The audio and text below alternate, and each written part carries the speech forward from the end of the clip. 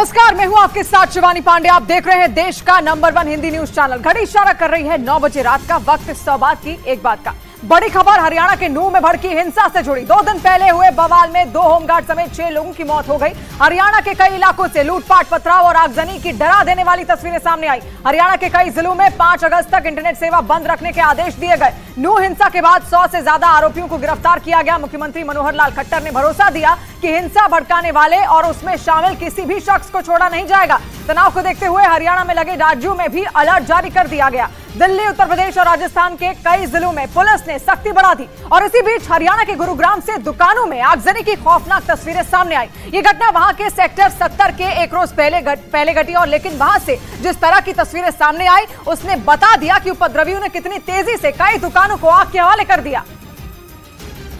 और वो तस्वीरें ऐसी थी जिन्हें देखकर किसी के भी रोंगटे खड़े हो जाएं। उनमें हर तरफ आग ही आग और हर तरफ छाया काला धुआं नजर आया, जिसके बाद इलाके में अफरा तफरी मच गई।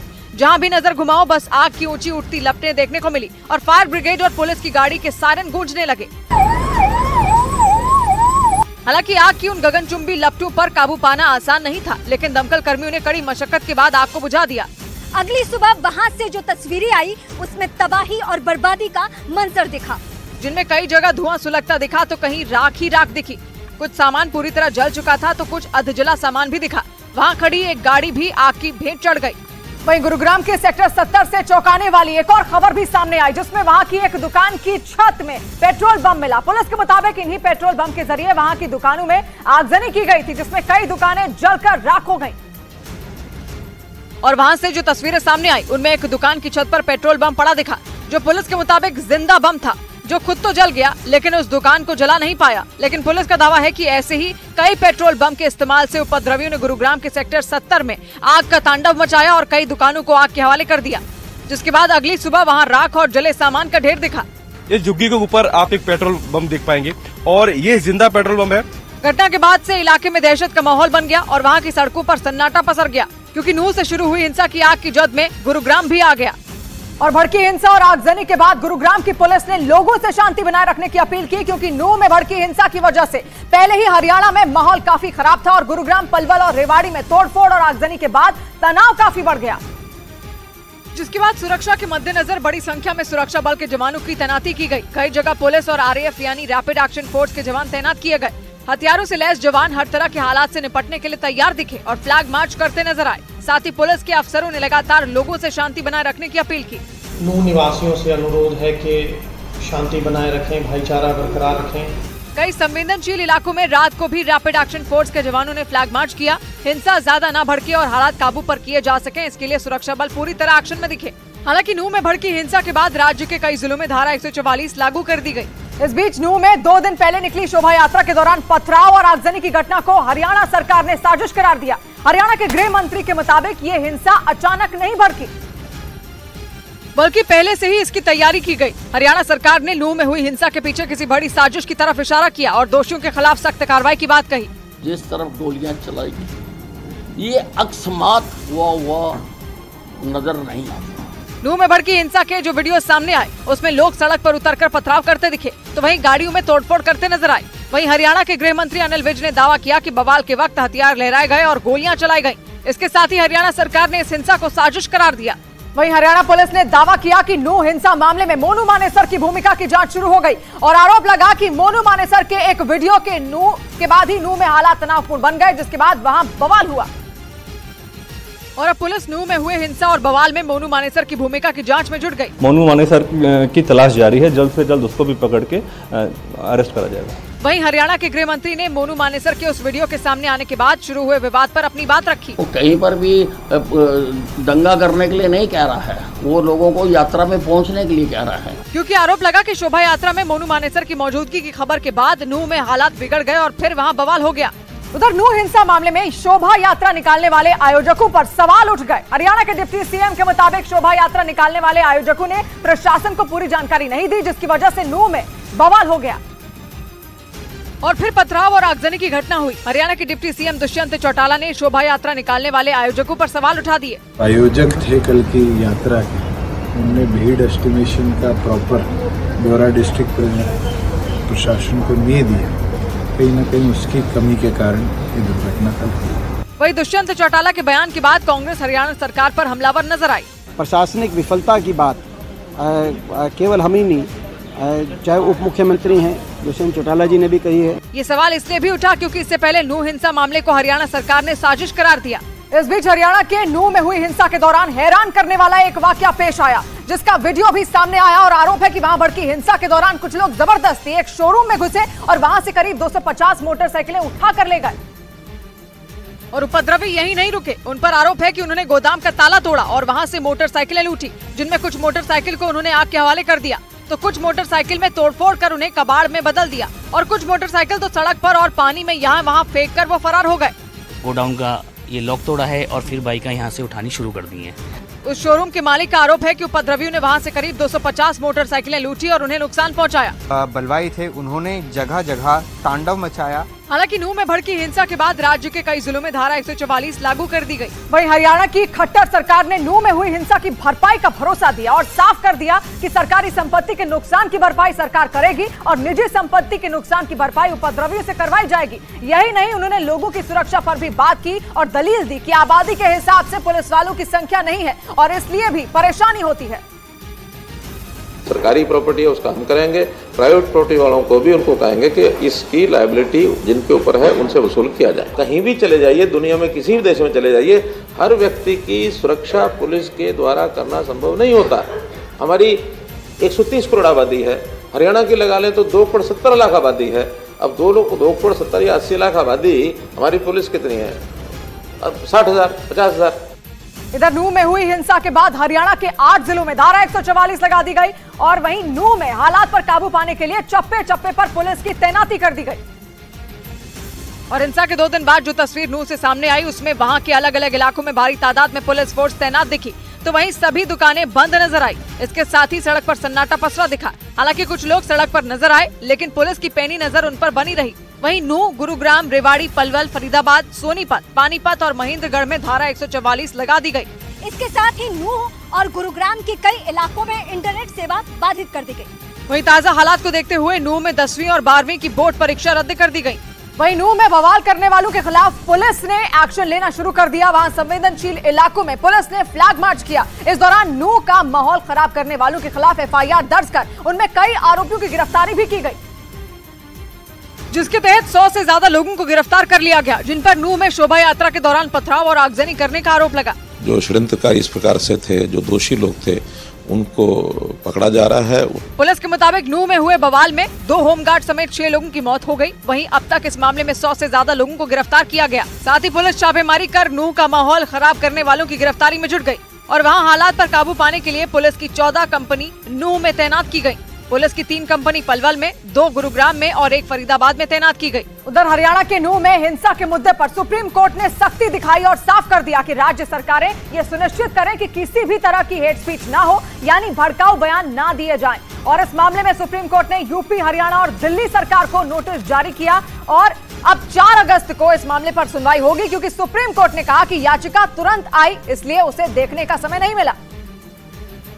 लेकिन उसने राज्य सरकारों को निर्देश दे दिया और 2 टूक बोल दिया कि वो सुनिश्चित करें कि किसी भी तरह की हेट स्पीच और हिंसा ना हो, और अगर ऐसी कोई भी घटना होती है तो उसकी वीडियो रिकॉर्डिंग और CCTV फुटेज को सुरक्षित रखा जाए। यही नहीं, सुप्रीम कोर्ट ने संवेदनशील जगहों पर भारी सुरक्षा बल की तैनाती का भी निर्देश दिया। इस बीच हरियाणा के कई शहरों में मची हिंसा का असर दिल्ली में भी देखने को मिला। पुलिस ने वहां बिगड़ते हालात को देखते हुए हरियाणा से लगने वाली दिल्ली की सीमा पर सुरक्षा बढ़ा दी, क्योंकि ये आशंका जताई जाने लगी कि हरियाणा में फैली हिंसा की आग में दिल्ली के इलाके भी झुलस सकते हैं। यही वजह रही कि दिल्ली के कई इलाकों में पुलिस ने गश्त की। साथ ही दिल्ली के कई संवेदनशील इलाकों में पुलिस ने हालात बिगड़ने की आशंका को देखते हुए वहां जवानों की तैनाती बढ़ा दी। वहां जहांगीरपुरी में पुलिस के कई बड़े अधिकारी सड़कों पर मार्च करते नजर आए। इसके अलावा हरियाणा से लगने वाली दिल्ली की सीमा पर भी जवानों की तादाद बढ़ा दी गई, ताकि अगर कोई दंगा भड़काने की कोशिश करे तो उसके खिलाफ फौरन एक्शन लिया जा सके। वहीं हरियाणा के नूह में हुई हिंसा के विरोध में दिल्ली में जोरदार प्रदर्शन किया गया। सैकड़ों की संख्या में बजरंग दल और विश्व हिंदू परिषद के कार्यकर्ताओं ने सड़क पर धरना दिया, जिसकी वजह से कई जगह लंबा ट्रैफिक जाम लग गया।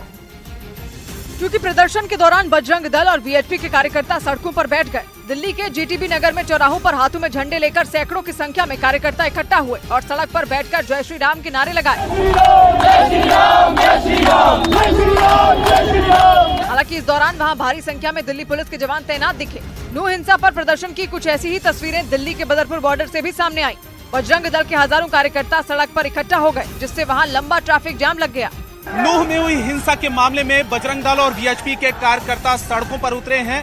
बड़ी संख्या में जो गाड़ियां हैं वो फंसी हुई हैं। प्रदर्शन के दौरान हालात ना बिगड़े, इसके लिए बदरपुर बॉर्डर इलाके में भारी संख्या में पुलिस फोर्स को पहले ही तैनात कर दिया गया।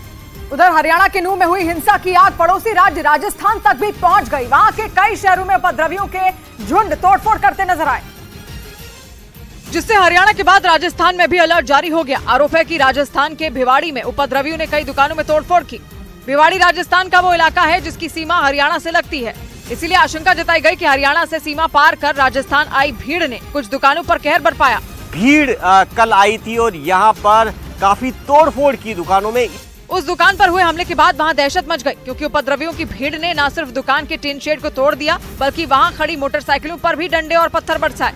और भिवाड़ी में मचे उत्पात से जुड़ा एक सीसीटीवी वीडियो भी सामने आया। दावा किया गया कि ये वीडियो एक दिन पहले वहां एक मीट की दुकान पर हुए हमले का है, जिसमें कुछ उपद्रवी दिखाई दिए जिनके हाथों में डंडे नजर आए और सिर पर मानो खून सवार था, जिसके बाद उन लड़कों ने आव देखा न ताव और सीधे उस दुकान पर टूट पड़े। वीडियो में दिखा कि वो लड़के मुंह पर कपड़ा बांधे उस दुकान पर डंडे चलाते नजर आए। किसी ने दुकान में लगे बोर्ड को तोड़ा तो किसी ने उसके टिन शेड पर डंडे बरसाए। आरोप है कि मीट की उस दुकान का मालिक मुस्लिम समुदाय से था, जिसके बाद उपद्रवियों की भीड़ ने वहां तोड़फोड़ की। हालांकि वहां लगे सीसीटीवी कैमरे में उनकी यह हरकत रिकॉर्ड हो गई, जिसके बाद वीडियो में दिखने वाले करीब 12 आरोपियों को गिरफ्तार कर लिया गया। उधर हिमाचल प्रदेश की मंडी में भारी बारिश के बाद पहाड़ खिसकने का हैरान करने वाला एक वीडियो सामने आया। वहां चंडीगढ़ मनाली हाईवे पर पहाड़ खिसकने से पत्थर और मलबा हाईवे पर आ गया, जिसके बाद हाईवे को बंद कर दिया गया। और पहाड़ खिसकने का जो वीडियो सामने आया उसमें बड़े बड़े पत्थर और मलबा तेजी से सड़क की तरफ गिरता दिखाई दिया। ऐसा लगा पहाड़ का एक हिस्सा टूटकर हाईवे पर आ गिरा, जिससे वहां मौजूद लोग दहशत में आ गए। पहाड़ से पत्थर गिरने के साथ ही वहां हर तरफ धूल का गुबार उठने लगा। जिसने भी पहाड़ खिसकने का मंजर देखा उसने दांतों तले उंगली दबा ली, क्योंकि पहाड़ खिसकने के साथ रास्ते में आने वाले पेड़ पौधे भी उखड़ गए। हालांकि इस दौरान किसी तरह का जान माल का नुकसान नहीं हुआ, लेकिन बड़े बड़े पत्थर सड़क पर आ जाने से वहां रास्ते बंद हो गए। मतलब हिमाचल प्रदेश में आसमानी आफत का दौर थमने का नाम नहीं ले रहा। भारी बारिश के बाद शिमला में पहाड़ खिसकने से भारी तबाही मच गई और पहाड़ से हजारों टन मिट्टी और पत्थर नीचे बने किसान भवन पर गिर गए, जिससे वहां हड़कंप मच गया। वहां से सामने आई तस्वीरों में हर तरफ तबाही के निशान दिखाई दिए। पहाड़ से नीचे आए बड़े बड़े पत्थर किसान भवन की खिड़कियों को तोड़कर अंदर आ गए, जिससे वहां रखा सामान बर्बाद हो गया। एक कमरे में तो खिड़की से आया मलबा बेड के ऊपर तक बिखर गया। ऐसा लगा मानो किसी ने ट्रकों में भरकर वहां पत्थर और मिट्टी डाल दी हो। कमरों का खिड़कियां वगैरह दीवारें टूट गई और डोरमेट्री की दीवार टूट गई, खिड़कियां शीशे टूट गए। वीडियो में एक कार मलबे में दबने से बुरी तरह तबाह हो गई। कार के शीशे टूट गए। बाद में मिट्टी खोदने वाली मशीन के जरिए उसे वहां से हटाया गया। वहां मौजूद लोगों ने बताया कि मलबा आने की वजह से 3 गाड़ियां दब गईं। पहाड़ से आई महातबाही ने वहां के लोगों में दहशत पैदा कर दी। इधर हिमाचल प्रदेश के सोलन में भारी बारिश से चंडीगढ़ शिमला हाईवे का एक बड़ा हिस्सा सैलाब में बह गया, जिसकी वजह से लोगों की मुश्किलें बढ़ गई। वहां मिट्टी का कटान होने से दोनों तरफ का रास्ता बंद हो गया, क्योंकि भारी बारिश की वजह से पहाड़ खिसकने की घटनाएं बढ़ गई। इस आफत ने देखते ही देखते उस हाईवे को भी अपनी चपेट में ले लिया, जिसके बाद चंडीगढ़ शिमला हाईवे का एक बड़ा हिस्सा उसी के साथ बह गया। वहां से जो तस्वीर सामने आई उसमें सड़क पर बड़े बड़े गड्ढे नजर आए, जिन्हें देखकर ऐसा लगा मानो किसी ने खाई खोद दी हो। लगातार पहाड़ से मलबा आने से हाईवे दोनों तरफ से बंद हो गया। हालांकि गनीमत ये रही कि किसी को कोई नुकसान नहीं पहुंचा, क्योंकि जिस दौरान ये घटना हुई वहाँ कई लोग मौजूद थे। और ये आफत सिर्फ हिमाचल नहीं बल्कि पड़ोसी राज्य उत्तराखंड के लिए भी खतरनाक हो गई। उत्तराखंड के बागेश्वर में जगह जगह पहाड़ खिसकने की वजह से वहां लोग खतरे का सामना करने को मजबूर हो गए। लगातार हुई भारी बारिश ने ऐसी तबाही मचाई कि वहां पहाड़ से सैलाब के साथ मलबा बहकर नीचे आ गया और ऐसा लगा जैसे पानी की ताकतवर लहरें सब कुछ अपने साथ बहा ले जाएंगी, क्योंकि उत्तराखंड के बागेश्वर से जो वीडियो सामने आया उसमें सड़क पर दरिया बहता नजर आया और उफनते सैलाब में ही लोग वहां से रास्ता पार करने को मजबूर दिखे। वहीं उस रास्ते से स्कूल के कुछ बच्चे भी अपनी जान खतरे में डालकर वहां से गुजरते दिखाई दिए। जबकि बागेश्वर से सामने आए दूसरे वीडियो में एक स्कूल तक जाने वाली सड़क पूरी तरह पानी में डूबी दिखी और उस स्कूल से घर तक जाने के लिए बच्चे जद्दोजहद करते दिखाई दिए। बताया गया कि भारी बारिश और पहाड़ खिसकने की वजह से वहां करीब 13 सड़कों पर लोगों के आने जाने पर रोक लगा दी गई। उधर उत्तराखंड के पौड़ी में भारी बारिश के बाद मालन नदी का रौद्र रूप देखने को मिला, जिसकी वजह से वहां कोटद्वार में उस नदी पर एक पुल बनाने में के काम में मुसीबतों का सामना करना पड़ रहा है और पौड़ी में कोटद्वार और भाबर इलाके को जोड़ने वाला पुल कुछ दिनों पहले ही ढह गया था, जिसके बाद दोनों इलाकों का संपर्क आपस में टूट गया। हालांकि इस दौरान भाबर इलाके में जरूरी सामान भेजने के लिए ट्रकों को मलान नदी में उतार दिया गया, लेकिन ऊपरी इलाकों में भारी बारिश के बाद नदी का जलस्तर अचानक ही बढ़ गया, जिसकी वजह से वहां 2 ट्रक फंस गए। कोटद्वार और भाबर इलाके को जोड़ने वाले पुल के टूटने के बाद वहां नदी पर एक और रास्ता बनाने का काम शुरू किया गया, लेकिन नदी में तेज बहाव की वजह से काम में देरी हो रही है। जो कंक्रीट उसमें डाली जाती है उसको सेट होने या उसकी क्योरिंग में जो लगने वाला समय, उन सारे कारणों से थोड़ा डिले होने की संभावना है। हालांकि प्रशासन पूरी मुस्तैदी से मलान नदी पर उस नए पुल को बनाने में जुटा है। उधर झारखंड के रामगढ़ में बारिश के बाद रेलवे ट्रैक पर कई बड़े बड़े पत्थर गिर गए, जिसकी वजह से उस रास्ते पर ट्रेन की आवाजाही पूरी तरह से बंद हो गई। जिसकी जानकारी मिलते ही प्रशासन ने वहां से पत्थर हटाने का काम शुरू कर दिया। वहां से जो वीडियो सामने आया उसमें रेलवे ट्रैक पर कई बड़ी चट्टानें पड़ी नजर आईं, जिसकी वजह से वो ट्रैक पूरी तरह पत्थरों से ढक गया था। ऐसे में उस रास्ते पर अगले आदेश तक ट्रेनों की आवाजाही रोक दी गई और प्रशासन की ओर से उस ट्रैक से मलबा हटाने का काम किया गया। वहां से जो तस्वीरें सामने आई उसमें मिट्टी खोदने वाली मशीन से पत्थर हटाए जा रहे थे। बताया गया कि इसी रूट पर ही रांची पटना वंदे भारत ट्रेन चलती है, उसे भी अगले आदेश तक रोक दिया गया।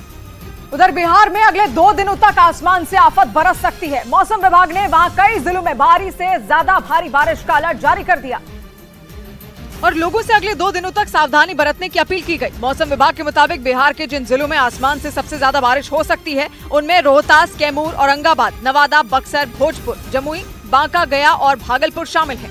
इन जगहों पर जोरदार बारिश के साथ साथ आसमानी बिजली गिरने और तेज हवाएं चलने का भी अनुमान जताया गया। यानी बिहार में अगले 2 दिनों तक लोगों को भारी मुसीबतों का सामना करना पड़ सकता है। इसीलिए मौसम विभाग ने चेतावनी जारी कर लोगों से सतर्क रहने की अपील कर दी। उधर कोलकाता में हुई जबरदस्त बारिश ने शहर की सड़कों की सूरत बिगाड़ दी। वहां आसमान से इतना ज्यादा पानी बरसा कि कई सड़कें जलमग्न हो गई, जिसकी वजह से उन पर आने जाने वाले लोगों की मुश्किलें बढ़ गईं। कोलकाता के लेक गार्डन इलाके से आई तस्वीरों में हर तरफ पानी ही पानी नजर आया। कई जगहों पर तो पानी घुटनों तक भरा हुआ दिखाई दिया। सड़कों पर हुए जल भराव ने गाड़ियों की रफ्तार पर ब्रेक लगा दी। मौसम विभाग के मुताबिक कोलकाता के कई इलाकों में 80 किलोमीटर से ज्यादा बारिश रिकॉर्ड की गई, जो इस सीजन में सबसे ज्यादा है। लेकिन आने वाले दिनों में कोलकाता के लोगों की मुसीबतें और ज्यादा बढ़ सकती हैं, क्योंकि मौसम विभाग ने कोलकाता और इसके आसपास के इलाकों में भारी बारिश का अनुमान जताया।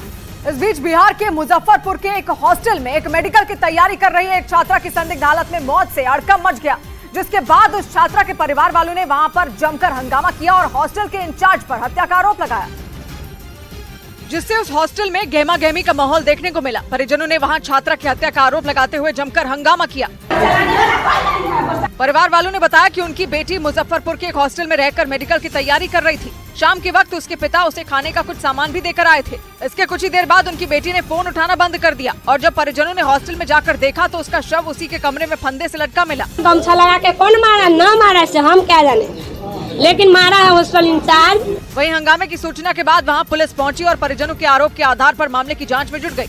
इधर मध्य प्रदेश के उज्जैन से कांवड़ियों से मारपीट का एक वीडियो सोशल मीडिया पर वायरल हो गया, जिसमें कुछ लोग एक धर्मशाला के बाहर एक दूसरे पर डंडे बरसाते नजर आए। इस दौरान कुछ लोग पत्थरबाजी भी करते दिखे,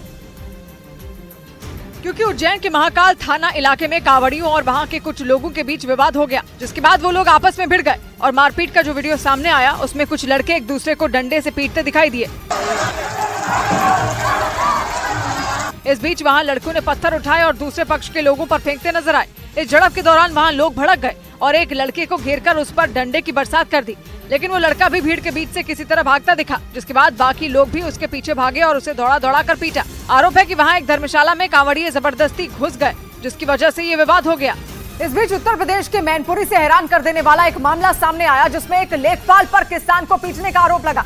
बताया गया कि किसान उस लेखपाल के पास अपनी मां का मूल निवास पत्र लेने पहुंचा था। इसी दौरान किसी बात से गुस्साए लेखपाल ने उस पर हमला कर दिया और इस मामले का एक वीडियो भी सामने आया, जिसमें गुलाबी रंग की शर्ट पहने एक आदमी सफेद रंग की शर्ट पहने दूसरे आदमी पर हमला करता दिखा।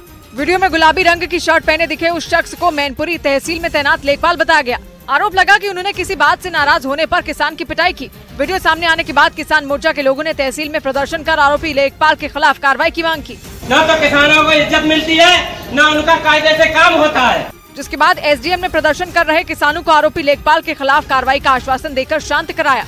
इधर आंध्र प्रदेश के विशाखापट्टनम से रोंगटे खड़े करने वाली एक खबर सामने आई। वहां एक बेकाबू गाड़ी ने एक नहीं, दो नहीं बल्कि 8 मोटरसाइकिलों को एक साथ टक्कर मारी, जिसके बाद वो गाड़ी अनियंत्रित होकर पेड़ से टकराकर उसके ऊपर अटक गई। हादसे के बाद इलाके में अफरा तफरी मच गई, जबकि गाड़ी सवार वहां से फरार हो गए। पुलिस के मुताबिक गाड़ी एक महिला चला रही थी, जिसने नशे की हालत में 8 मोटरसाइकिलों को एक साथ टक्कर मारी और फिर गाड़ी पेड़ से जाकर टकरा गई। टक्कर इतनी जोरदार थी कि बेकाबू गाड़ी पेड़ के ऊपर ही अटक गई, जबकि उसके नीचे दबी मोटरसाइकिलों के परखच्चे उड़ गए। हालांकि जानकारी मिलने पर पहुंची पुलिस ने गाड़ी मालिक के खिलाफ केस दर्ज कर आगे की कार्रवाई शुरू कर दी। उधर पाकिस्तान में आतंकी संगठन टीटीपी और आईएसकेपी के बीच छिड़ी जंग से वहां की सरकार की नींद हराम हो गई, जिसके बाद वहां के विदेश मंत्री ने इसका जिम्मेदार अफगानिस्तान की तालिबान सरकार को मानते हुए उन्हें अंजाम भुगतने की धमकी दे डाली। उन्होंने तो ये तक कह दिया कि अगर तालिबान ने टीटीपी पर एक्शन नहीं लिया तो पाकिस्तान टीटीपी के अड्डों पर अफगानिस्तान में घुसकर वार करने के लिए भी तैयार है। मतलब अपने देश में छिड़ी आतंकी जंग से बौखलाए पाकिस्तान के विदेश मंत्री बिलावल भुट्टो ने सीधे सीधे तालिबान को वार्निंग दे दी। ऐसा इसलिए क्योंकि कुछ दिन पहले पाकिस्तान ने टीटीपी पर लगाम लगाने के लिए तालिबान से मदद मांगी थी, लेकिन उस वक्त तालिबान ने इसे टीटीपी और पाकिस्तान की आपसी लड़ाई बताकर इससे पल्ला झाड़ लिया था। और पाकिस्तान का आरोप है कि इसके बाद टीटीपी को कहर बरपाने का लाइसेंस मिल गया। यही वजह रही कि बिलावल ने पाकिस्तान में हुए आतंकी हमलों का ठीकरा तालिबान पर फोड़ दिया। साथ ही ये धमकी भी दी कि अगर जरूरत पड़ी तो उनकी सेना अफगानिस्तान में घुसकर टीटीपी का सफाया कर देगी। वहीं मीडिया रिपोर्ट के हवाले से खबर है कि पाकिस्तान में चुनाव में हो रही देरी की आशंका से सत्ताधारी गठबंधन की सरकार में दरार पड़ गई।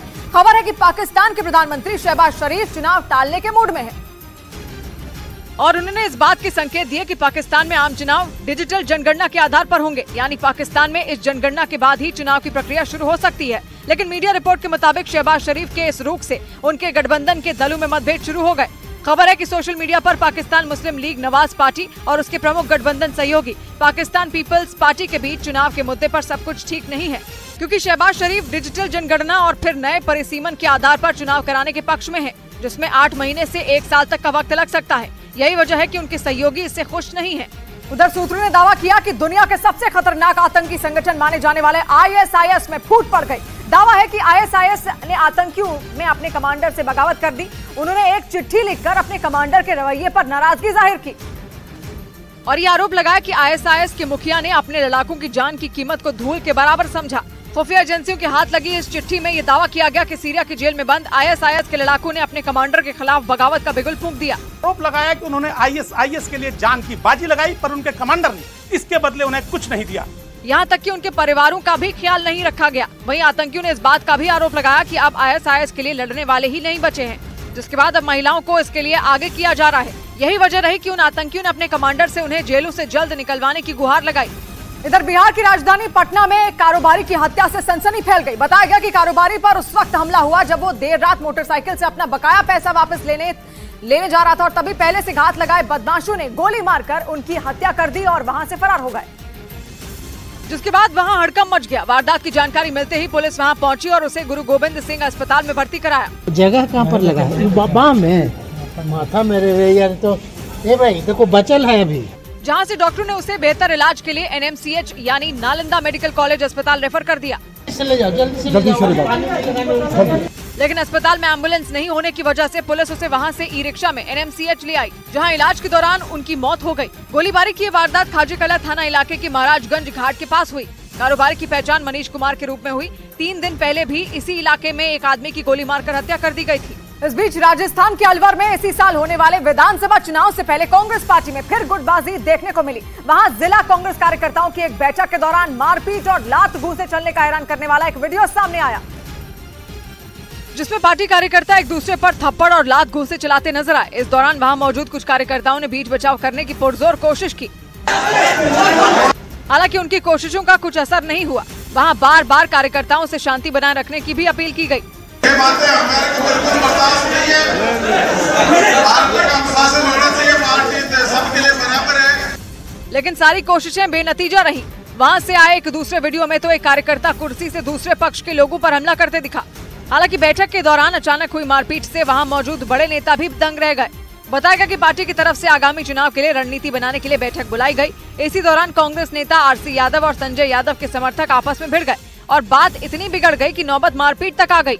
उधर हैदराबाद के एक शॉपिंग कॉम्प्लेक्स में भीषण आग लगने से हड़कंप मच गया। आग की लपटों से घिरे उस शॉपिंग कॉम्प्लेक्स का एक खौफनाक वीडियो सामने आया, जिसमें भीषण आग और काले धुएं का गुबार उठता दिखा, जिससे पूरे इलाके में अफरा तफरी मच गई। आग की खबर मिलते ही वहां फायर ब्रिगेड की टीम भी पहुंची और आग बुझाने में जुट गई। वहां से आए एक वीडियो में एक दमकल कर्मी सीढ़ियों के सहारे उस शॉपिंग कॉम्प्लेक्स में घुसने की कोशिश करता दिखा, लेकिन आग की खौफनाक लपटों के सामने वो बेबस नजर आया। बाद में वो सीढ़ियों से नीचे उतर गया। घंटों की कड़ी मशक्कत के बाद आग पर काबू पा लिया गया। गनीमत रही कि आग की लपटें उस शॉपिंग कॉम्प्लेक्स के पास मौजूद पेट्रोल तक नहीं पहुंची, वरना बड़ी तबाही मच सकती थी। इधर उत्तर प्रदेश के सहारनपुर से गाड़ियों के शोरूम में चोरी का हैरान कर देने वाला एक मामला सामने आया। वहां एक चोर ने शोरूम की छत तोड़कर लाखों रुपए के सामान चोरी कर लिए और ये पूरी घटना वहां लगे सीसीटीवी में रिकॉर्ड ना हो, इसके लिए उसने अनोखी तरकीब लगाई, जिसका एक वीडियो भी सामने आया, जिसमें वो चोर कैमरे से बचने के लिए मुखौटा लगाकर उस शोरूम में घुसता दिखाई दिया। वीडियो में दिखा कि इसके लिए उसने पहले उस शोरूम की टिन से बनी छत तोड़ी और फिर वहां रखी कुर्सी के पीछे छुप गया, जिसके बाद वो बच कर वहां लगे सीसीटीवी कैमरे के पास जाता दिखा। इसके बाद चोर ने एक टेबल पर पैर रखकर वहां लगे एक सीसीटीवी कैमरे को ढककर उसे दूसरी तरफ कर दिया। इस दौरान उसका मुखौटा उतर गया, लेकिन उसने अपनी पहचान छुपाने के लिए उसे दोबारा पहन लिया। शोरूम मालिक के मुताबिक उस चोर ने शोरूम से लाखों रुपए की चोरी की, जिसके बाद वीडियो के आधार पर पुलिस ने चोर के खिलाफ मामला दर्ज कर जांच में जुट गई। उधर चीन की राजधानी बीजिंग में बाढ़ से मची तबाही की डराने वाली तस्वीरें सामने आई, जिसमें हर तरफ सिर्फ पानी का ही कब्जा नजर आया। बताया गया कि वहां बाढ़ से करीब 20 लोगों की मौत हो गई, जबकि कई लोग लापता बताए गए, जिनकी तलाश में सर्च ऑपरेशन चलाया गया। वहां से जो तस्वीरें सामने आई उसमें चीन की राजधानी बीजिंग एक टापू की तरह दिखी। ऐसा लग रहा था मानो पूरा शहर ही पानी पर बसा हो। तस्वीरों में वहां मौजूद घर पूरी तरह डूबे दिखे। ऐसे में रेस्क्यू टीम ने वहां फंसे लोगों तक हेलीकॉप्टर के जरिए पानी की बोतलें और खाने का सामान पहुंचाया। इसके अलावा बाढ़ के बीच फंसे लोगों के रेस्क्यू की भी तस्वीरें सामने आई, जिसमें रेस्क्यू टीम लोगों को कंधों पर उठाकर वहां से निकलती नजर आई। वहां कमर तक पानी होने की वजह से लोगों का चलना तक मुश्किल हो रहा था। ऐसे में सभी लोगों को रस्सी के सहारे वहां से निकालकर सुरक्षित जगहों पर भेजा गया। लेकिन चीन की राजधानी बीजिंग के अलग अलग इलाकों में बाढ़ की वजह से हजारों लोग फंस गए, जिन्हें बचाने के लिए रेस्क्यू टीम लगातार काम कर रही है। बताएगा कि लगातार हो रही बारिश ने वहां के निचले इलाकों में रहने वाले लोगों की मुश्किलें बढ़ा दी और लोग अपने ही घर छोड़ने को मजबूर हो गए, क्योंकि वहां से जो तस्वीरें सामने आई उसमें लोगों के घर पानी में डूबे नजर आए। ऐसे में रेस्क्यू टीम वहां पहुंची और रस्सी के सहारे लोगों को बाहर निकाला। वहां पानी का बहाव इतना तेज था कि लोगों के पैर लड़खड़ाने लगे। ऐसे में लोग रस्सी पकड़कर वहां से बाहर आए। वहीं कुछ इलाकों में रेस्क्यू टीम बुजुर्ग लोगों को कंधे पर ले जाते नजर आई। कुछ इलाकों में कमर तक पानी भर गया था। ऐसे में रेस्क्यू टीम लोगों को लकड़ी की सीढ़ी पर बिठाकर ले जाती दिखी।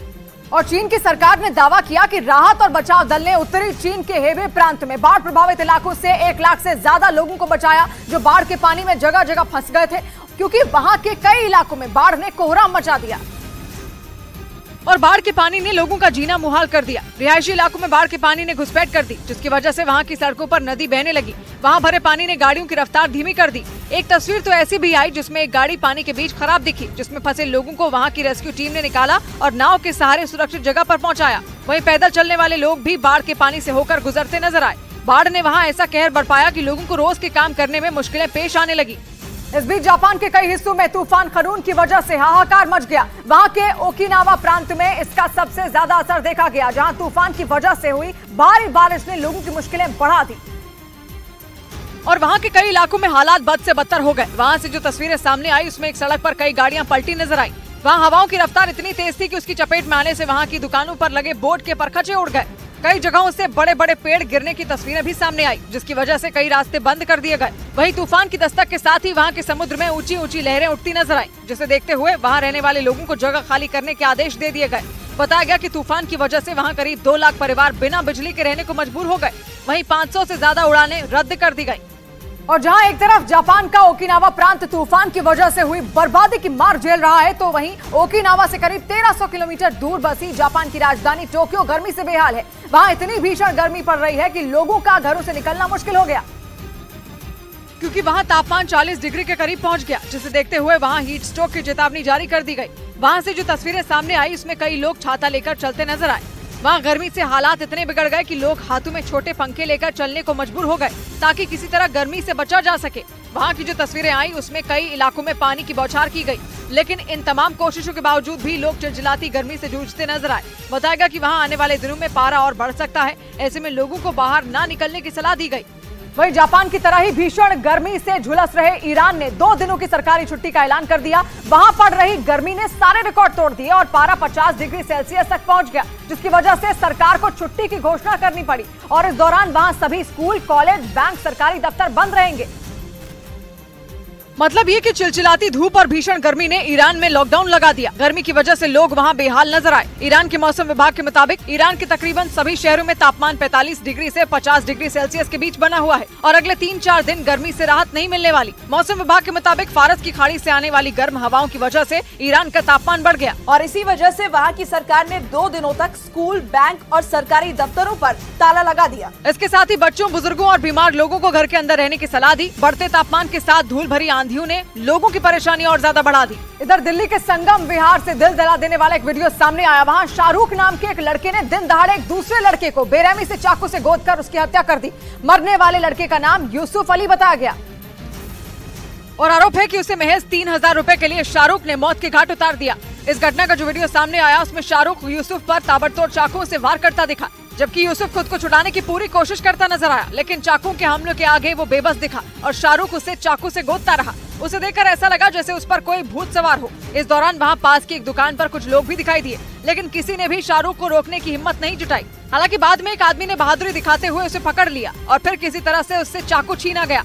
बाद में एक आदमी उसे लाठी से बुरी तरह मारता भी दिखा।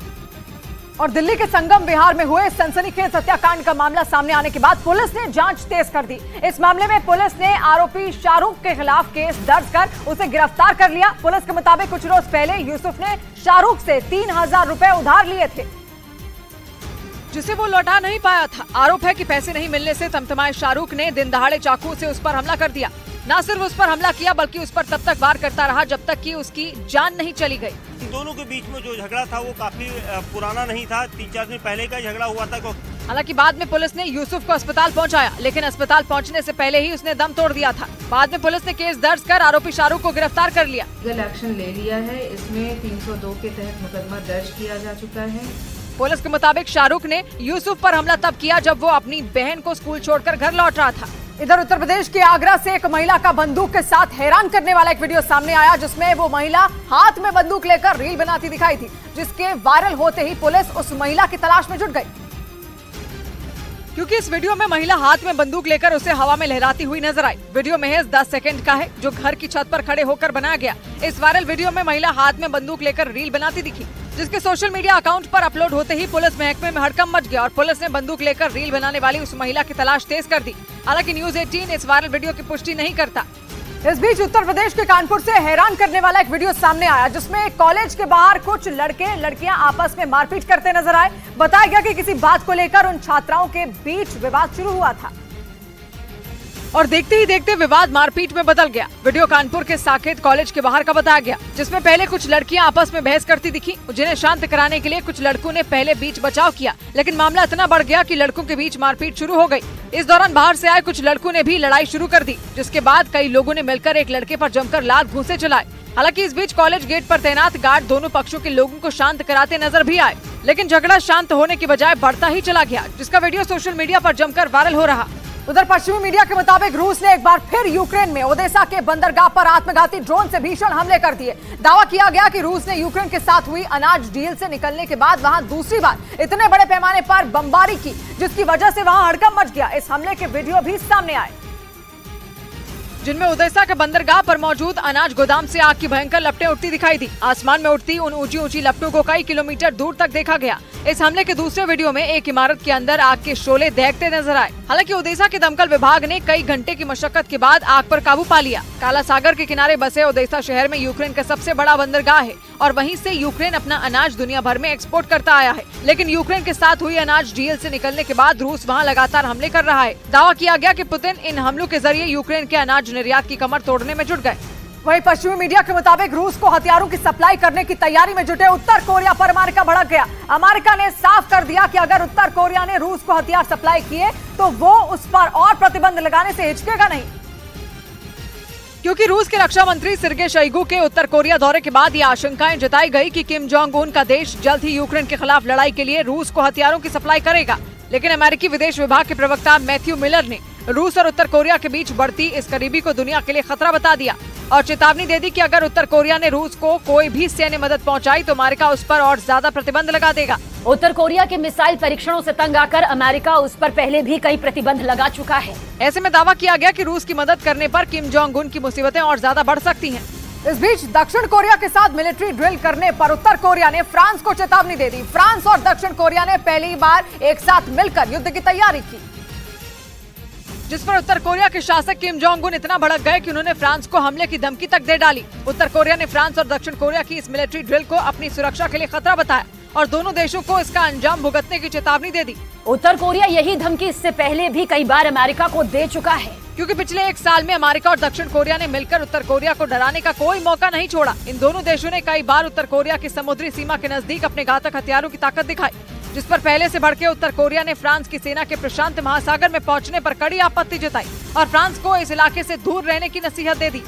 इधर दिल्ली पुलिस के सूत्रों के हवाले से खबर है कि गैंगस्टर सचिन थापन और सचिन बिश्नोई के निशाने पर एक्टर सलमान खान और पंजाब के कई सिंगर हैं, जिन्हें मारने के लिए वो गोल्डी बराड़ और लॉरेंस बिश्नोई के साथ मिलकर प्लानिंग में जुटा है। और एक रोज पहले ही सचिन को दिल्ली पुलिस अजरबैजान से भारत लेकर पहुंची और दिल्ली पुलिस के सूत्रों के मुताबिक पूछताछ के दौरान सचिन बिश्नोई ने लॉरेंस गैंग से जुड़े कई राज उगल दिए। सूत्र बताते हैं कि सचिन ने जानकारी दी कि सलमान खान लॉरेंस बिश्नोई गैंग की हिट लिस्ट में है और उन्हें मारने के लिए गोल्डी बराड़ लगातार साजिश रच रहा है। सूत्रों का दावा है कि सचिन ने यह भी बताया है कि सलमान खान को मारने के लिए लॉरेंस बिश्नोई ने 3 बार प्लानिंग की थी और तीनों ही बार उसकी साजिश फेल हो गई। पुलिस सूत्रों के मुताबिक सचिन बिश्नोई ने इस राज से भी पर्दा उठाया कि पंजाब के कई बड़े गायक लॉरेंस गैंग के निशाने पर हैं। उसने ये भी कबूल किया कि सिद्धू मूसेवाला को मारने की पूरी साजिश दुबई में रची गई थी। और दिल्ली पुलिस के सूत्रों के मुताबिक पूछताछ में सचिन बिश्नोई ने यह भी बताया कि लॉरेंस बिश्नोई ने मुंबई में दहशत फैलाकर अवैध वसूली का प्लान तैयार किया है। पुलिस सूत्रों का दावा है कि मुंबई के बड़े कारोबारी और फिल्म इंडस्ट्री से जुड़े लोग लॉरेंस गैंग के निशाने पर हैं और इस पूरे खेल का मास्टरमाइंड गोल्डी बराड़ है। पुलिस सूत्रों का दावा है कि पूछताछ के दौरान सचिन बिश्नोई ने मुंबई में अपना साम्राज्य खड़ा करने की प्लानिंग से पर्दा उठा दिया। उसके मुताबिक मुंबई के बड़े कारोबारियों के ठिकानों पर फायरिंग करके खौफ पैदा करना और फिर उनसे मोटी रकम वसूलना प्लान का हिस्सा है। और सचिन ने यह भी बताया कि सलमान खान को जान से मारने की धमकी देना भी इसी प्लानिंग का हिस्सा है, ताकि फिल्म इंडस्ट्री से जुड़े लोग दहशत में आ जाएं और फोन पर धमकी मिलते ही वो पैसा देना शुरू कर दें। हालांकि इस दौरान पुलिस ने लॉरेंस बिश्नोई गैंग के कई गुर्गों को गिरफ्तार कर लिया, जो मुंबई में डर का माहौल बनाने की तैयारी में थे। और दिल्ली पुलिस के सूत्रों का ये भी दावा है कि मूसेवाला हत्याकांड का आरोपी सचिन बिश्नोई अजरबैजान में अलग अलग देशों की भाषाएं सीखने में जुटा था। सिद्धू मूसेवाला की पिछले साल 29 मई को पंजाब के मानसा में हत्या कर दी गई थी। आरोप है कि इस हत्याकांड से 1 महीने पहले गैंगस्टर लॉरेंस बिश्नोई और उसका भांजा सचिन बिश्नोई फर्जी पासपोर्ट की मदद से विदेश भाग गया था। और पुलिस सूत्रों का दावा है कि भारत से भागकर सचिन बिश्नोई दुबई पहुंचा था। सूत्रों का कहना है कि पूछताछ में सचिन ने ये बताया कि दुबई में उसकी मुलाकात विक्रम बराड़ से हुई थी और वो उसी के घर पर करीब 1.5 महीने तक रुका भी था। बाद में वो गोल्डी बराड़ के कहने पर अजरबैजान भाग गया था। सूत्र बताते हैं कि सचिन बिश्नोई से पूछताछ में ये भी खुलासा हुआ है कि वो अजरबैजान में अलग अलग देशों की भाषा को सीखने में जुटा हुआ था।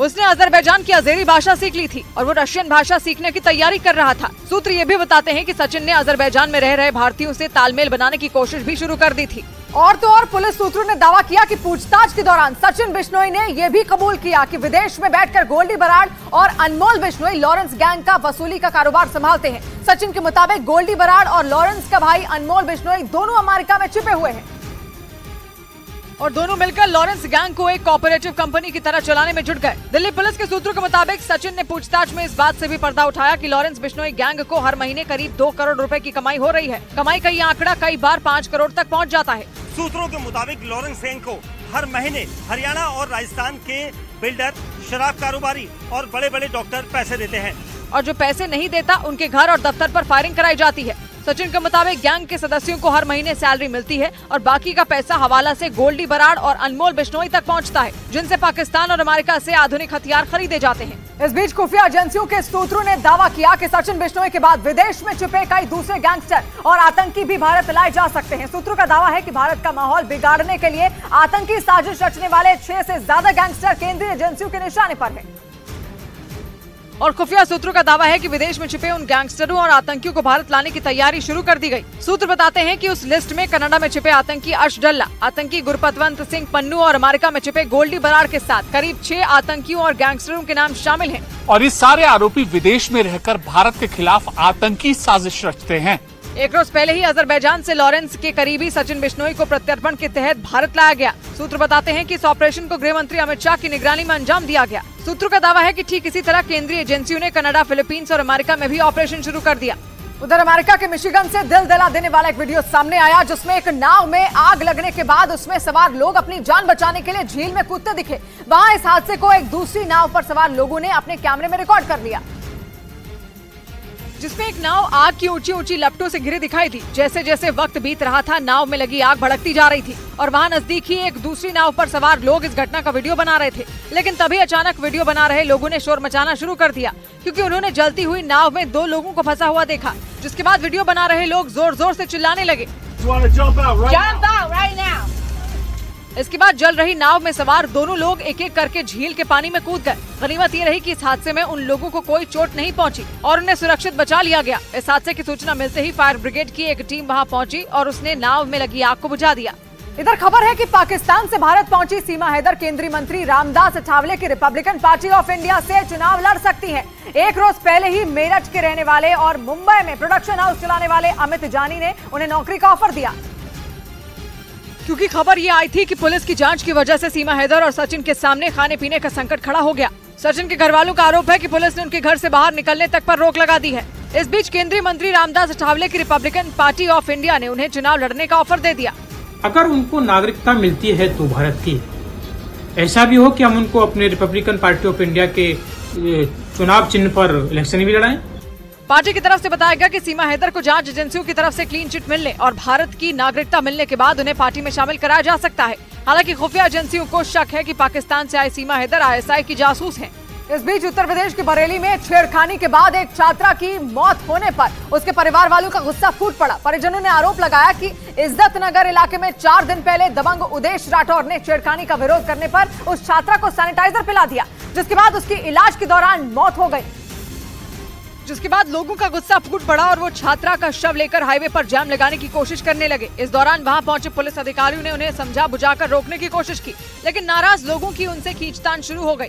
नौबत ये आ गई कि एक तरफ से पुलिस वाले और दूसरी तरफ छात्रा के परिवार वाले शव को खींचने लगे।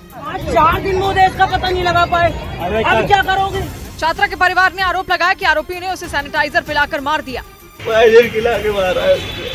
नाराज लोग फ्रीजर में रखे छात्रा के शव को लेकर हाईवे पर जाम लगाने के लिए जाते दिखे, जबकि पुलिस वाले उन्हें पूरी ताकत से रोकते दिखे। लेकिन लोगों के भारी विरोध के आगे पुलिस वालों की एक न चली और गुस्साए लोगों ने उस शव को हाईवे पर रखकर जाम लगा दिया, जिसके बाद पुलिस अधिकारी घंटों तक जाम खुलवाने के लिए जूझते रहे। उधर राजस्थान के अलवर से पाकिस्तान गई अंजू का एक नया वीडियो सामने आया, जिसमें वो एक हिंदी फिल्म के गाने पर डांस करती नजर आई। पाकिस्तान की मीडिया का दावा है कि प्यार के लिए 21 जुलाई को भारत से आई अंजू ने नसरुल्लाह से शादी कर ली है और वो न सिर्फ पाकिस्तान आकर बेहद खुश हैं, बल्कि वो भारत लौटना तक नहीं चाहती। इस बीच पाकिस्तान में नसरुल्लाह के साथ रह रही अंजू का एक नया वीडियो भी सामने आया, जिसमें वो एक फिल्मी गाने पर खुशी से झूमती दिखाई थी, जबकि एक दूसरे वीडियो में वो लाल रंग के कपड़े पहनकर एक महिला के साथ चलती दिखी। अंजू का इसी तरह का एक और वीडियो सामने आया, जिसमें वो नसरुल्लाह और एक महिला के साथ बैठी दिखाई दी। दावा ये किया गया कि वीडियो खैबर पख्तूनख्वा प्रांत के अपर दीर में मौजूद नसरुल्लाह के घर का है, जहाँ अंजू रह रही है। इससे पहले भी पाकिस्तान से अंजू के कई वीडियो सामने आ चुके हैं। कुछ रोज पहले ही एक वीडियो सामने आया था, जिसमें अंजू वहां की पारंपरिक लिबास में दिखाई दी थी। वहीं खुफिया एजेंसियों के सूत्रों ने दावा किया कि भारत से अंजू का पाकिस्तान पहुंचने और वहां उनके जोरदार स्वागत का प्लान बहुत पहले से ही तैयार था। शक ये भी जताया गया कि अंजू को पाकिस्तान का वीजा बनवाने और उन्हें पाकिस्तान पहुंचाने की तैयारी पहले ही की जा चुकी थी, ताकि पाकिस्तान पहुंचने में उन्हें कोई दिक्कत ना हो। खुफिया सूत्रों के मुताबिक अंजू को भारत में ही गाइड किया जा रहा था कि उन्हें कैसे वीजा के लिए आवेदन देना है और कैसे किस रास्ते पाकिस्तान में दाखिल होना है। खुफिया एजेंसियों के सूत्रों का दावा है कि पाकिस्तान पहुंचने के बाद उनका जोरदार स्वागत भी पहले से तय था। और सूत्र ये भी बताते हैं कि वाघा बॉर्डर से अंजू का पाकिस्तान जाना उसी प्लानिंग का नतीजा था। सूत्रों का कहना है कि इसीलिए खुफिया एजेंसियां अंजू के सोशल मीडिया अकाउंट को खंगालने में जुट गई। पिछले 6 महीनों के दौरान वो किन लोगों के संपर्क में थी, इसकी जानकारी जुटाई जा रही है। ये भी पता लगाया जा रहा है कि पाकिस्तान के दूतावास में वीजा के लिए आवेदन करने में उनकी मदद किसने की थी। उधर शेयर बाजार में लगातार सुस्ती छाई रही और बाजार भारी गिरावट के साथ बंद हुआ। सेंसेक्स और निफ्टी दोनों ही लाल निशान पर बंद रहे और बाजार बंद होने के वक्त बॉम्बे स्टॉक एक्सचेंज का सेंसेक्स 954 अंक गिरकर 65,505 पर बंद हुआ, जबकि नेशनल स्टॉक एक्सचेंज का निफ्टी 291 अंक गिरकर 19,440 पर बंद हुआ। एक दिन की इस गिरावट ने सेंसेक्स और निफ्टी को 3 हफ्ते के निचले स्तर पर ला दिया। इस दौरान सबसे ज्यादा गिरावट बैंकिंग, IT, मेटल और एनर्जी के शेयरों में दर्ज की गई। इधर गुजरात के सूरत से हैरान कर देने वाला एक वीडियो सामने आया। वहां एक आदमी की शोरूम कर्मचारियों के साथ जमकर मारपीट हो गई। बताया गया कि वो आदमी अपनी मोटरसाइकिल की सर्विस कराने पहुंचा था। लेकिन सर्विस ठीक से ना करने का आरोप लगाते हुए उसने शोरूम कर्मचारियों के साथ मारपीट की। जो वीडियो सामने आया उसमें कुछ लोग शोरूम मालिक से बहस करते दिखाई दिए। देखते ही देखते बात इतनी बढ़ गई कि वहां हाथापाई शुरू हो गई। इस घटना को देख शोरूम में कई कर्मचारी इकट्ठा हो गए तो उस आदमी के साथी भी वहां पहुंच गए, जिसके बाद शोरूम के बाहर जंग का अखाड़ा बन गया, जिसमें कुछ लोगों ने एक आदमी को घेर लिया और उस पर लात घूंसे बरसाने लगे, लेकिन वो खुद को छोड़कर वहां से भाग गया। इसके बाद जो हुआ, ब्रेक के बाद।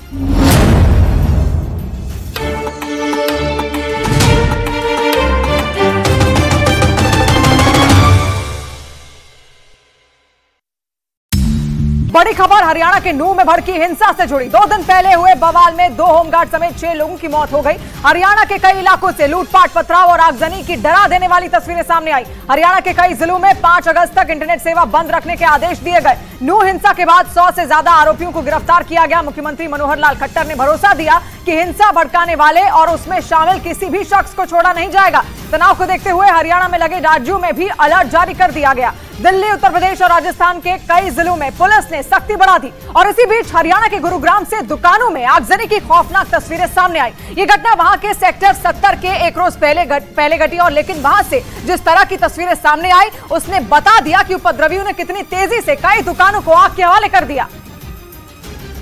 और वो तस्वीरें ऐसी थी जिन्हें देखकर किसी के भी रोंगटे खड़े हो जाएं। उनमें हर तरफ आग ही आग और हर तरफ छाया काला धुआं नजर आया, जिसके बाद इलाके में अफरा तफरी मच गई। जहां भी नजर घुमाओ बस आग की ऊंची उठती लपटें देखने को मिली और फायर ब्रिगेड और पुलिस की गाड़ी के सायरन गूंजने लगे। हालांकि आग की उन गगनचुंबी लपटों पर काबू पाना आसान नहीं था, लेकिन दमकल कर्मियों ने कड़ी मशक्कत के बाद आग को बुझा दिया।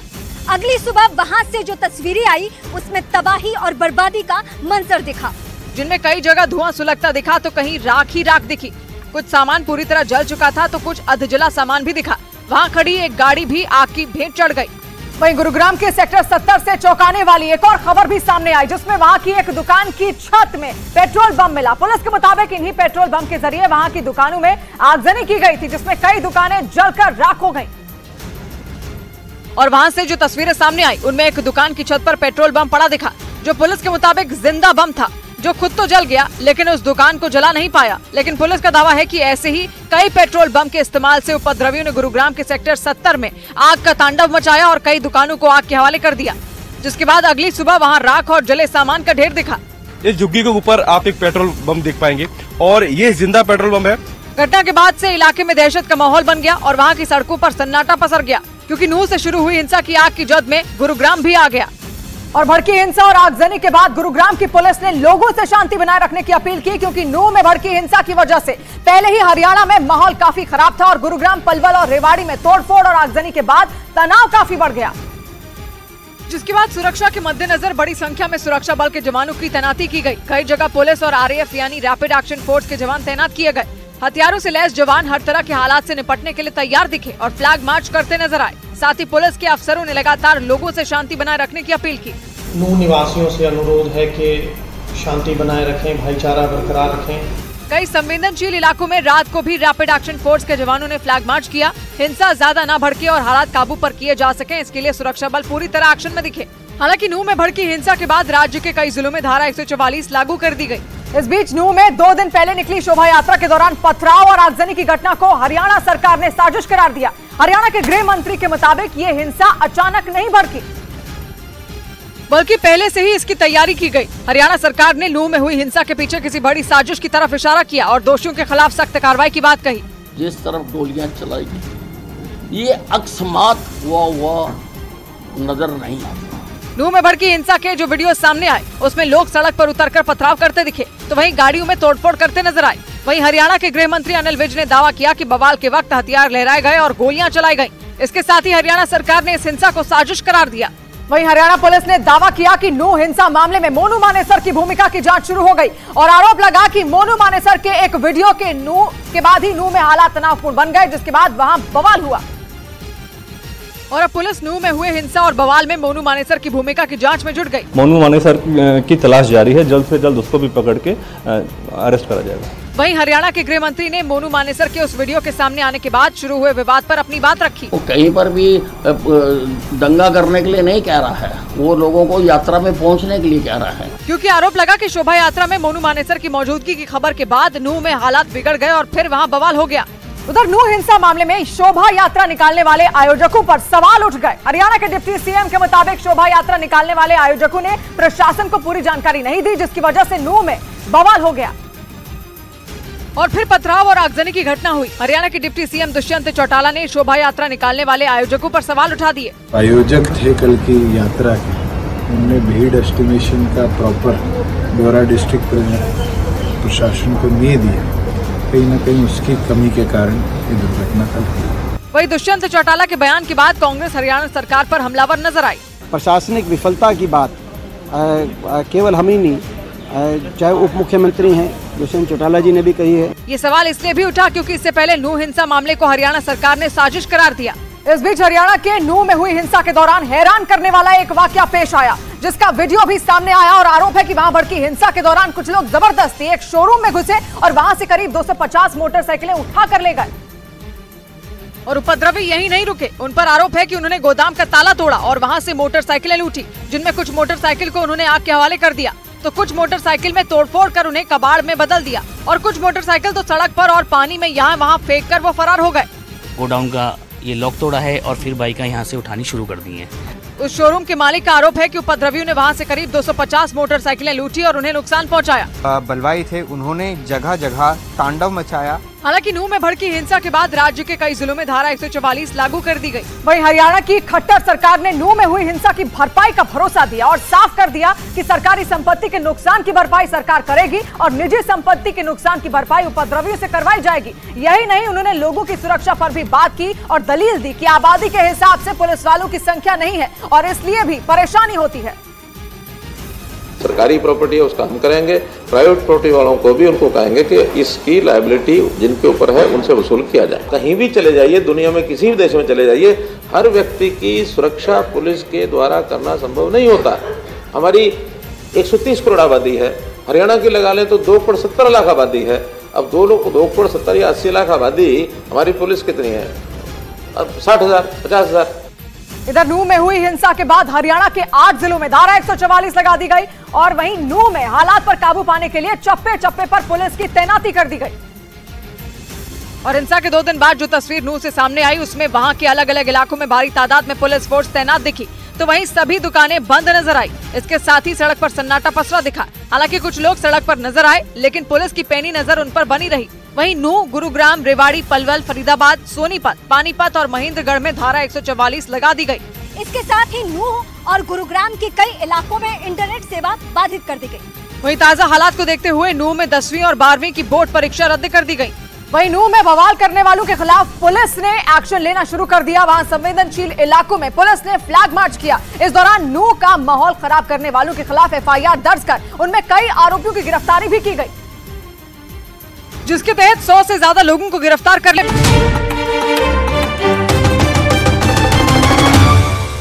ब्रेकिंग न्यूज आ रही है। रूस और नेटो के बीच बहुत बड़ी जंग की शुरुआत होती दिख रही है, क्योंकि नेटो के सदस्य पोलैंड ने रूस के दोस्त बेलारूस के पास अपनी सेना, लड़ाकू हेलीकॉप्टर और दूसरा साजो सामान तैनात कर दिया।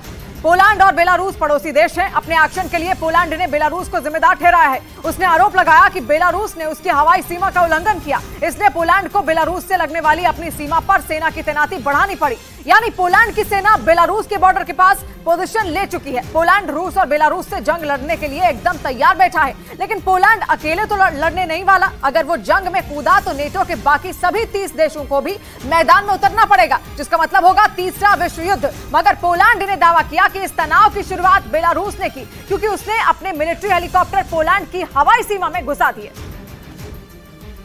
जिसका एक वीडियो भी सामने आया। वीडियो में एक हेलीकॉप्टर आसमान में उड़ता नजर आया। दावा किया गया कि वो हेलीकॉप्टर बेलारूस का था, जो पोलैंड का बॉर्डर पार कर रहा था। बेलारूस की इसी हरकत के बाद पोलैंड तमतमा उठा। उसने तुरंत अपनी सेना को बेलारूस के बॉर्डर पर भेज दिया, मगर बेलारूस ने साफ कह दिया कि पोलैंड अपनी सेना की तैनाती को जायज ठहराने के लिए झूठ बोल रहा है। झूठ चाहे जो भी बोल रहा हो, सबसे बड़ी सच्चाई ये है कि पोलैंड और बेलारूस की पहले से ही नहीं बनती। ऊपर से पुतिन का जिगरी दोस्त बेलारूस यूक्रेन की जंग में रूस का लॉन्च पैड बना बैठा है। वहीं नेटो का सदस्य पोलैंड यूक्रेन का बढ़ चढ़ कर साथ दे रहा है। इसलिए पोलैंड पुतिन और बेलारूस की आंखों में खटक रहा है। और बेलारूस तो बार बार पोलैंड को पुतिन की प्राइवेट आर्मी वैगनर ग्रुप का डर भी दिखाने में लगा है। जून में पुतिन के खिलाफ नाकाम बगावत छेड़ने के बाद वैगनर ग्रुप के लड़ाके बेलारूस में पनाह लिए हुए हैं और वहां बेलारूस की सेना को ट्रेनिंग दे रहे हैं। लेकिन बेलारूस के राष्ट्रपति का प्लान इससे काफी आगे है। वो भी पुतिन के नक्शे कदम पर चलने की तैयारी में है। और पुतिन की तरह बेलारूस के राष्ट्रपति अलेक्जेंडर लुकाशेंको भी अपनी एक प्राइवेट आर्मी बनाना चाहते हैं। ऐसी प्राइवेट आर्मी जिसमें वैगनर ग्रुप के लड़ाके भी शामिल होंगे। अलेक्जेंडर लुकाशेंको ने खुद अपने मुंह से इस बात का ऐलान भी कर दिया। वो वैगनर ग्रुप के लड़ाकों के साथ ऐसी भाड़े की सेना खड़ी करना चाहते हैं जिससे वो पोलैंड पर कूच कर सके। लुकाशेंको पोलैंड को वैगनर ग्रुप का डर भी दिखा चुके हैं। वो दो टूक बोल चुके हैं कि पोलैंड को उनका शुक्रगुजार होना चाहिए कि उन्होंने वैगनर ग्रुप के लड़ाकों को अपने यहाँ ही रोका हुआ है, नहीं तो वो पोलैंड पर चढ़ाई कर दें। इधर गुजरात के सूरत से हैरान कर देने वाला एक वीडियो सामने आया। वहां पर एक आदमी की सर्विस सेंटर के कर्मचारियों के साथ जमकर मारपीट हो गई। बताया गया कि वो आदमी अपनी मोटरसाइकिल की सर्विस कराने पहुंचा था, लेकिन सर्विस ठीक से ना करने का आरोप लगाते हुए उसने शोरूम कर्मचारियों के साथ मारपीट की। जो वीडियो सामने आया उसमें कुछ लोग शोरूम मालिक से बहस करते दिखाई दिए। देखते ही देखते बात इतनी बढ़ गई कि वहां हाथापाई शुरू हो गई। इस घटना को देख शोरूम में कई कर्मचारी इकट्ठा हो गए तो उस आदमी के साथी भी वहां पहुंच गए, जिसके बाद शोरूम के बाहर जंग का अखाड़ा बन गया, जिसमें कुछ लोगों ने एक आदमी को घेर लिया और उस पर लात घूंसे बरसाने लगे। लेकिन वो खुद को छोड़कर वहाँ से भाग गया और शोरूम के गेट के पास जाकर खड़ा हो गया। इसके बाद भी वहाँ तीखी बहस होती रही। हालांकि किसी तरह मामले को शांत कराया गया। शोरूम मालिक की शिकायत पर पुलिस ने केस दर्ज कर लिया।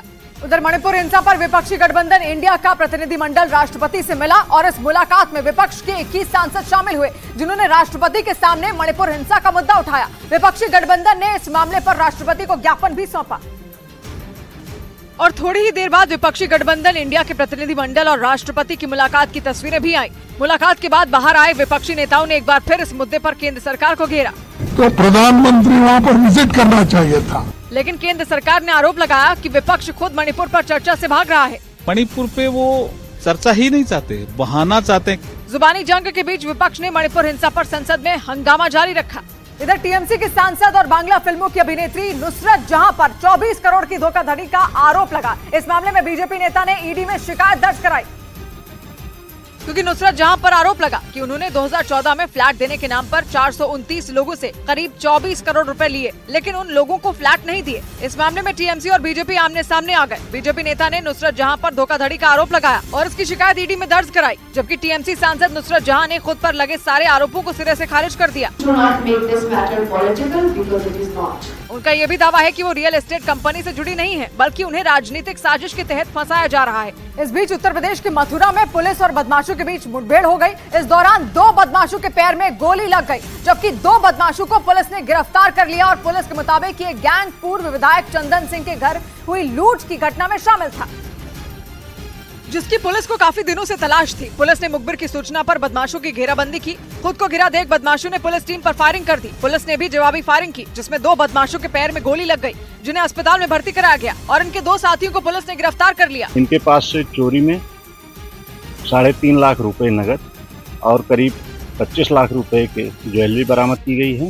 इसके अलावा पुलिस ने बदमाशों के कब्जे से एक ऑटो, जिसको चोरी के लिए इस्तेमाल किया करते थे, और कुछ हथियार बरामद किए। उधर इजराइल के कब्जे वाले वेस्ट बैंक में दिन दहाड़े फिर खून खराबा हो गया और वहां इजराइल के एक पुलिस अफसर ने फिलिस्तीन के 20 साल के एक हमलावर को ढेर कर दिया। और बताया गया कि उस फिलिस्तीनी ने वेस्ट बैंक में यहूदियों की बस्ती में मौजूद एक शॉपिंग मॉल के बाहर इतनी गोलीबारी की कि इजराइल के 6 लोग घायल हो गए, जिससे पूरा इलाका दहल उठा। बताया गया कि फायरिंग की आवाज और लोगों का शोर सुनकर वहां मौजूद इजराइल का पुलिस अफसर फिलिस्तीन के हमलावर के पीछे दौड़ पड़ा, मगर उस फिलिस्तीनी ने पुलिस वाले पर ही अपनी गन तान दी। जवाब में पुलिसकर्मी ने भी गोली चला दी और हमलावर वहीं ढेर हो गया। 1967 में जब से इजराइल ने वेस्ट बैंक पर कब्जा किया है, तभी से वहां इजराइल और फिलिस्तीन एक दूसरे के खून के प्यासे बने हैं। मगर पिछले साल से वेस्ट बैंक में ऐसी हिंसा भड़की जितनी 2 दशकों में नहीं देखी गई। इस बीच वेस्ट बैंक में इजराइल के खिलाफ जंग छेड़े बैठे फिलिस्तीन के चरमपंथी और फिलिस्तीन की सरकार से ही भिड़ गए। बताया गया कि ये लड़ाई इसलिए हुई क्योंकि फिलिस्तीन ने 2 चरमपंथियों को गिरफ्तार किया था, जिस पर फिलिस्तीन के लड़ाके राशन पानी लेकर फिलिस्तीन की सरकार पर टूट पड़े। फिर क्या था, फिलिस्तीन के सुरक्षा बल ने मोर्चा संभाल लिया। वो बंदूकें लेकर सड़क पर उतर गए। ऐसी तस्वीरें इजराइल की सेना और फिलिस्तीन के चरमपंथियों के बीच देखने को मिलती हैं। लेकिन इस बार चरमपंथियों ने फिलिस्तीन के सुरक्षा बल को ही चुनौती दे डाली। सुरक्षा बल ने भी इतना बारूद बरसाया कि चरमपंथियों को उनकी जगह दिखा दी। इधर झारखंड के गिरिडीह में अपने झुंड से बिछड़े एक हाथी ने वहां कोहराम मचा दिया। भटकते हुए वो हाथी रिहायशी इलाके में घुस गया और वहां गांव की एक बुजुर्ग महिला पर हमला कर दिया, जिससे वो महिला गंभीर रूप से घायल हो गई और वहां लोगों में दहशत मच गई। जिसके बाद उस हाथी को गांव के लोग जंगल की ओर खदेड़ते नजर आए, जिसके लिए कुछ लोग टिन के डिब्बे बजाकर शोर मचाते दिखे, जबकि कुछ लोगों ने टायर जलाकर उस हाथी को आग से डराया और वहां से भागने की कोशिश करते नजर आए। बताया गया कि गिरिडीह जिले के बगोदर इलाके में झुंड से वो हाथी बिछड़ गया और भटकते हुए गांव में घुस आया। इस दौरान उस हाथी ने वहां एक बुजुर्ग महिला पर हमला कर दिया, जिसमें वो महिला बुरी तरह घायल हो गई, जबकि उस हाथी ने कई घरों को भी नुकसान पहुंचाया। वहीं उत्तर प्रदेश के हरदोई में रील बनाने के चक्कर में 8 लड़के नदी में डूब गए। हालांकि उनमें 6 लड़के तैरकर किसी तरह पानी से बाहर निकल गए, लेकिन 2 लड़के नदी की तेज धारा में बह गए, जिससे वहां हड़कंप मच गया। हादसे की सूचना मिलते ही लड़कों के घर वाले रोते बिलखते नदी के पास पहुंचे। सैकड़ों की संख्या में गांव के लोग भी नदी किनारे जुट गए। गांव वालों ने हादसे की सूचना पुलिस को दी, जिसके बाद गोताखोर के साथ वहां पहुंची पुलिस ने नदी में डूबे 2 लड़कों की तलाश शुरू कर दी। स्थानीय गोताखोरों और नाविकों को लगा के उसकी तलाश की जा रही है। गाँव वालों ने बताया कि नदी में जाते वक्त उन लड़कों को रोका गया था, लेकिन वो नहीं माने और नहाते वक्त वीडियो रील बनाने के चक्कर में उफनती नदी में डूब गए। इधर मध्य प्रदेश के सिंगरौली में एक स्कूल में कुछ शिक्षकों पर वहां पढ़ने वाले छात्रों से भारत माता की जय के बजाय जय भीम के नारे लगवाने का आरोप लगा, जिसके बाद वहां हंगामा हो गया। गांव वालों की शिकायत पर कलेक्टर ने जांच के आदेश दे दिए। क्योंकि ये मामला सामने आने के बाद गांव वाले भड़क गए और शिकायत लेकर डीएम कार्यालय पहुंच गए। उन्होंने जिलाधिकारी को बताया कि सीएम राइजिंग के एक स्कूल में सुबह की प्रार्थना के बाद शिक्षकों ने छात्रों को भारत माता की जय के बजाय जय भीम के नारे लगवाए और इसके लिए शिक्षकों ने छात्रों पर दबाव भी डाला। गलतियां पाई जाएंगी, कार्रवाई की जाएगी। गाँव वालों की शिकायत के बाद जिलाधिकारी ने मामले की जांच के आदेश दे दिए। डीएम ने गलती पाए जाने पर सख्त कार्रवाई का भरोसा दिया। उधर राजस्थान के अलवर में कांग्रेस विधायक बाबूलाल बैरवा के भतीजे वीरेंद्र बैरवा पर एक महिला का रेप करने का आरोप लगा, जिसके बाद पुलिस ने इस मामले में केस दर्ज कर जांच शुरू कर दी। क्योंकि आरोप लगा कि वीरेंद्र बैरवा ने उस महिला को सरकारी नौकरी का झांसा देकर उसका रेप किया। आरोप यह भी है कि उसने उस महिला का अश्लील वीडियो बनाया और उसे सोशल मीडिया पर वायरल करने की धमकी भी दी। खबर है कि वीरेंद्र बैरवा ने खुद को कांग्रेस विधायक बाबूलाल बैरवा का पीए बताया था और यही कहकर वो कई बार उस महिला के घर गया था। आरोप है कि उसने पीड़िता के पति और बच्चे को जान से मारने की धमकी भी दी थी और इसी वजह से वो महिला काफी दिनों तक चुप रही। इस बीच विधायक बाबूलाल बैरवा ने इस मामले में अपने भतीजे को राजनीतिक साजिश के तहत फंसाने का आरोप लगाया। इधर यूपी के ज्ञानवापी मस्जिद मामले में इलाहाबाद हाईकोर्ट में एक और याचिका दाखिल की गई, जिसमें ज्ञानवापी परिसर को सील करने की मांग की गई। ज्ञानवापी मस्जिद में एएसआई के सर्वे के मुद्दे पर हाईकोर्ट में सुनवाई चल रही है। और इसी बीच ज्ञानवापी मस्जिद मामले में इलाहाबाद हाईकोर्ट में एक और याचिका दाखिल कर दी गई। ये याचिका विश्व वैदिक सनातन संघ नाम की संस्था की ओर से दाखिल की गई, जिसमें मांग की गई कि ज्ञानवापी परिसर को सील किया जाए ताकि वहां कोई नुकसान न हो। कि तत्काल प्रभाव से मुस्लिमों का प्रवेश ज्ञानवापी परिसर में वर्जित हो। अदालत ने हिंदू पक्ष की ओर से दाखिल याचिका स्वीकार कर ली, जिस पर 4 अगस्त को सुनवाई होगी। इस बीच जाने माने आर्ट डायरेक्टर नितिन देसाई ने मुंबई के पास कर्जत इलाके में फांसी लगाकर खुदकुशी कर ली। उन्होंने टीवी शो बिग बॉस के साथ ही जोधा अकबर और देवदास जैसी कई बड़ी फिल्मों के सेट डिजाइन किए थे। बताया गया कि वो काफी वक्त से परेशान थे और उसी परेशानी में उन्होंने फांसी लगाकर खुदकुशी कर ली। मुंबई के नजदीक कर्जत इलाके में उनका एनडी स्टूडियो है, जहां पुलिस को उनका शव मिला। उस इलाके के विधायक महेश बाल्दी के मुताबिक नितिन देसाई की माली हालत पिछले कुछ दिनों से ठीक नहीं थी और वो अपने कर्मचारियों को वेतन तक नहीं दे पा रहे थे। आर्थिक तंगी के कारण उन्होंने आत्महत्या की है। घटना की जानकारी मिलने पर वहां पहुंची पुलिस ने जांच के लिए नितिन देसाई के स्टूडियो को अपने कब्जे में ले लिया। नितिन देसाई का जो फोन था उसकी भी फॉरेंसिक जांच होगी कि क्या उन्होंने फोन पर आखिरी बार किससे बात की। कहा जा रहा है कि पिछले 1.5 साल से नितिन देसाई के पास बड़ी फिल्में नहीं थी। उधर भीषण जंग के बीच यूक्रेन ने कीव पर रूस के बड़े हमले को नाकाम करने का दावा किया। यूक्रेन की सेना के मुताबिक रूस ने ईरान के ड्रोन से राजधानी कीव समेत दूसरे कई शहरों को निशाना बनाया, लेकिन दावा किया गया कि यूक्रेन की फौज ने रूस के हवाई हमले को नाकाम कर दिया। बताया गया कि रूस के सैनिकों ने कीव समेत दूसरे शहरों में ताबड़तोड़ ड्रोन अटैक किए, जिनमें यूक्रेन की सेना ने करीब 10 ड्रोन हवा में ही मार गिराए। और दावा है कि इन हवाई हमले के लिए रूस ने ईरान के ड्रोन का इस्तेमाल किया। बताया गया कि रूस ने ओदेसा बंदरगाह पर भीषण बमबारी की, जिसमें वहां अनाज के गोदाम को काफी नुकसान पहुंचा। हालांकि इस हमले में किसी की जान नहीं गई, क्योंकि राजधानी कीव और दूसरे शहरों में अलर्ट जारी कर दिया गया और वहां लगातार सायरन बजते रहे। वहीं यूक्रेन ने दावा किया कि रूस इंटरनेशनल हवाई अड्डे को निशाना बना रहा था, जिसे यूक्रेन की फौज ने वक्त रहते नाकाम कर दिया। इस बीच यूक्रेन ने क्रिसमस से पहले पुतिन से क्राइमिया छीनने की तैयारी शुरू कर दी, जिसके लिए ब्रिटेन की सेना यूक्रेन के एक खास कमांडो ब्रिगेड की ट्रेनिंग दे रही है। और इसके अलावा अमेरिका और जर्मनी जैसे देश लंबी दूरी तक मार करने वाली नई मिसाइलें भी यूक्रेन को देंगे, जिसका मकसद क्रिसमस से पहले रूस के कब्जे से क्राइमिया को वापस लेना है। पश्चिमी मीडिया की एक रिपोर्ट के मुताबिक यूक्रेन ने पुतिन से क्राइमिया छीनने के लिए अपनी तैयारी शुरू कर दी, क्योंकि इंग्लैंड की डार्टमूर में ब्रिटेन की सेना यूक्रेन के सैनिकों को ट्रेनिंग दे रही है। और इस ऑपरेशन में जमीन, हवा और समंदर से रूस की सेना पर हमले की ट्रेनिंग दी जा रही है।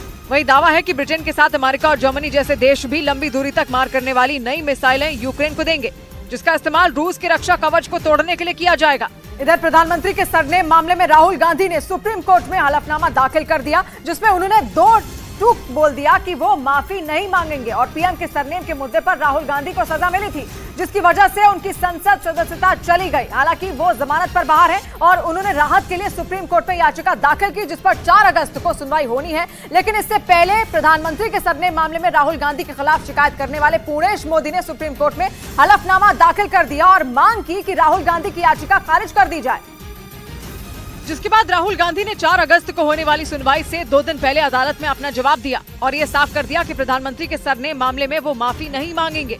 यही नहीं, राहुल गांधी ने मामले से जुड़े याचिकाकर्ता पूर्णेश मोदी के खुद को अहंकारी कहने पर उनकी निंदा की और अपने हलफनामे में कहा कि उन्हें अहंकारी इसलिए कहा गया क्योंकि उन्होंने इस मामले में माफी मांगने से इनकार किया और मामला कोर्ट पर छोड़ दिया। इससे पहले पूर्णेश मोदी ने सुप्रीम कोर्ट से राहुल गांधी की अपील खारिज करने की मांग की थी।